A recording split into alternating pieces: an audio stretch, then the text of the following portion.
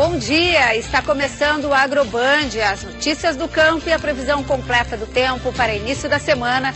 Você confere a partir de agora. E na edição de hoje você vai ver: novo Código Florestal. Marcha reúne mais de 24 mil produtores rurais em Brasília pedindo a votação do relatório. Rio Grande do Sul compensa perdas de grãos de outras regiões do país causadas pelo clima. E Brasil amplia recorde na produção. O local que abriga o maior evento do agronegócio da América Latina pede socorro. A Band teve acesso com exclusividade ao relatório que denuncia o descaso e a falta de investimentos no Parque de Exposições Assis Brasil. Seja bem-vindo. As notícias do campo estão no AgroBand.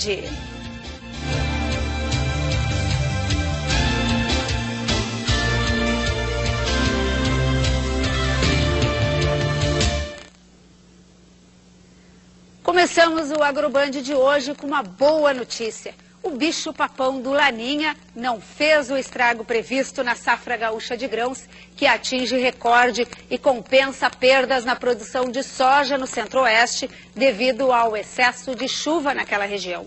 A safra nacional também será a maior da história. O Brasil vai ampliar o recorde na produção de grãos na safra 2010-2011. Segundo o último levantamento da Conab, divulgado nesta quarta-feira, o país vai produzir 157 milhões e 400 mil toneladas de grãos, 5,5% a mais do que as 149 milhões e 200 mil toneladas colhidas na safra anterior e 2,1% maior que o volume divulgado no último levantamento. Os destaques são a soja, cuja colheita nos principais estados produtores já está terminando, e o algodão, que teve um crescimento de 62,9% na área plantada, o que pode levar a produção a 2 milhões de toneladas de pluma. No caso da soja, o país deverá colher 72 milhões e 200 mil toneladas.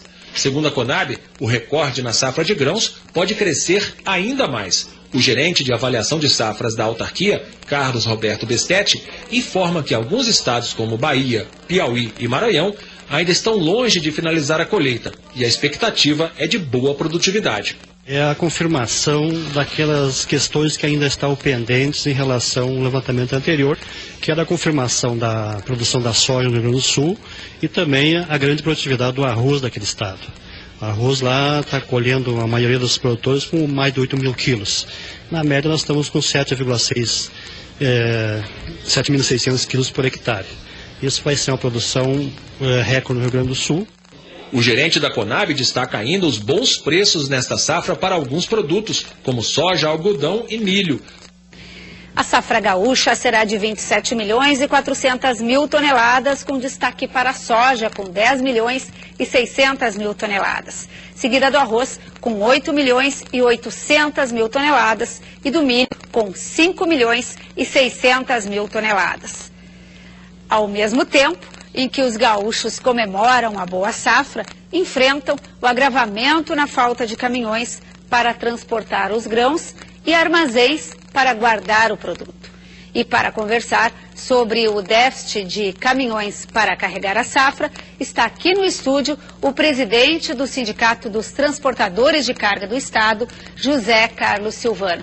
Presidente, como é que pode ser resolvido esse desafio de transportar esta nossa safra recorde? Bom dia. Bom dia, Lizemara. Bom dia a todos os gaúchos e gaúchas. Efetivamente, temos talvez a melhor safra de todos os tempos no Rio Grande do Sul, e esta melhor safra traz ônus e bônus, né? O bônus é evidente, a produção agrícola, a irrigação de toda a economia através da agricultura aqui no Rio Grande do Sul. Sempre que a safra vai bem, o Estado vai bem. Os ônus são as dificuldades de efetivar esse transporte com uma considerável elevação comparativamente com o ano anterior. E, a propósito, nos últimos 10 anos nós dobramos a produção agrícola e dobramos o movimento de cargas nas rodovias. Então o setor de transporte de cargas tem se equipado através da inovação da indústria montadora e de encarroçadora de forma a atendimento dessas questões de evolução de transporte safra. Mas o principal problema que temos hoje é a deficiência de armazenagem, que proporcionaria ao agricultor uma melhor condição de estocagem da sua mercadoria e especular o melhor preço. Mas em função de que há pouco investimento nessa área de armazenagem, os caminhões hoje tornaram-se armazéns ambulantes, né?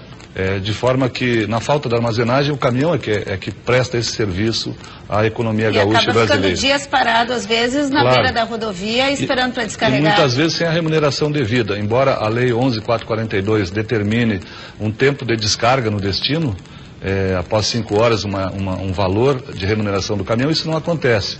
Semana passada mesmo em Rio Grande tivemos problemas lá com greve de caminhões, justamente por ficarem 4, 5, 6 dias, até 8 dias sem poderem efetuar as suas descargas. Justamente pelo descompasso entre os agendamentos que deveriam ocorrer com o porto, né? A capacidade de recebimento de mercadorias com o porto, não só Rio Grande, mas todos os portos de exportação agrícola, e essa dificuldade que o agricultor tem de fazer esses agendamentos. As grandes companhias até conseguem, mas os demais agricultores no geral não conseguem. Então os caminhões são as vítimas nas chegadas de portos, né, com filas que proporcionam aí aos motoristas uma dificuldade enorme, porque ao mesmo tempo eles não podem sair da fila. Então tem que ficar lá arrancando caminhão e desligando caminhões o tempo todo, com condições adversas de higiene, de alimentação.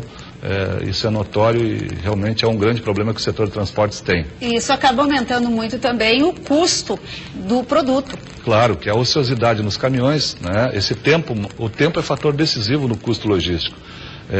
Qualquer caminhão, se ele puder fazer 10 viagens por mês e ele faz 5, evidentemente ele tem um custo alterado, o custo do capital investido, né, a remuneração do motorista. Então essa otimização, essa produtividade, ela fica prejudicada quando há um gargalo de armazenagem ou com um gargalo de recebimento de mercadorias no porto, ou mesmo com condições climáticas adversas. Nós temos no Rio Grande do Sul 105 municípios sem acesso por pavimentação, onde os caminhões, na maioria das vezes, andam por atoleiros para buscar produção agrícola no interior e trazer até o ponto de destino, ou a rodovia mais adequada para o escoamento de safra. Isso tudo impacta diretamente no custo dos fretes e no custo, logicamente, das mercadorias. É um custo a mais para o produtor rural que paga toda essa ineficiência, vamos dizer assim, da logística do Rio Grande do Sul. Muitas vezes o caminhão é colocado como caro, né, mas na realidade ele é uma vítima de toda essa situação que nós temos da deficiência de infraestrutura em todos os modais, mas especialmente no modal rodoviário, que no Rio Grande do Sul transporta 86% de todas as cargas e serve como apoiador aos demais modais. Hidroviário, modal hidroviário, modal aquaviário, mesmo aéreo, não tem autossuficiência. Eles dependem do modal rodoviário para sua finalização. Muito tem se falado no transporte via ferrovias ou hidrovias, mas o caminhão nunca vai desaparecer. Ele faz essa ligação da propriedade até o porto ou da propriedade até o trem. Exato, é o único modal que integra os demais modais, é o único autossuficiente, é o único que consegue atender diretamente de porta a porta, ou da lavoura até o porto, né, até o consumidor final.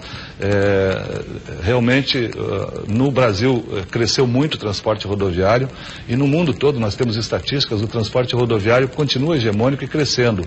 Na Europa, o crescimento é muito grande, justamente pela dinâmica, pela flexibilidade que os caminhões têm de determinarem o melhor custo-benefício, porque os caminhões, pela sua dinâmica, eles circulam de uma safra a outra, de um estado a outro, né, saindo da carga agrícola para a carga industrial com muita facilidade, né? Diferente dos demodais, que como o caminhão trabalha 12 meses por ano sem parar, os demais modais não têm essa mesma condição. Por exemplo, o transporte de safra é 4 meses, 3, 4, 5 meses. O que fariam as ferrovias se fosse o transporte apenas pela ferrovia nos demais 8 meses por ano? E, presidente, as perdas que acontecem durante o transporte porque os caminhões não estão muito preparados ou a carga não é bem coberta, isso também precisa de uma solução. Os caminhões mais antigos, e nós temos caminhões aí com 30 anos ainda de idade rodando nas rodovias, né? Os mais antigos têm alguma deficiência. A frota brasileira, ela tem uma idade média de 18 anos e meio, né? A frota em geral, dos autônomos, das empresas 13 anos.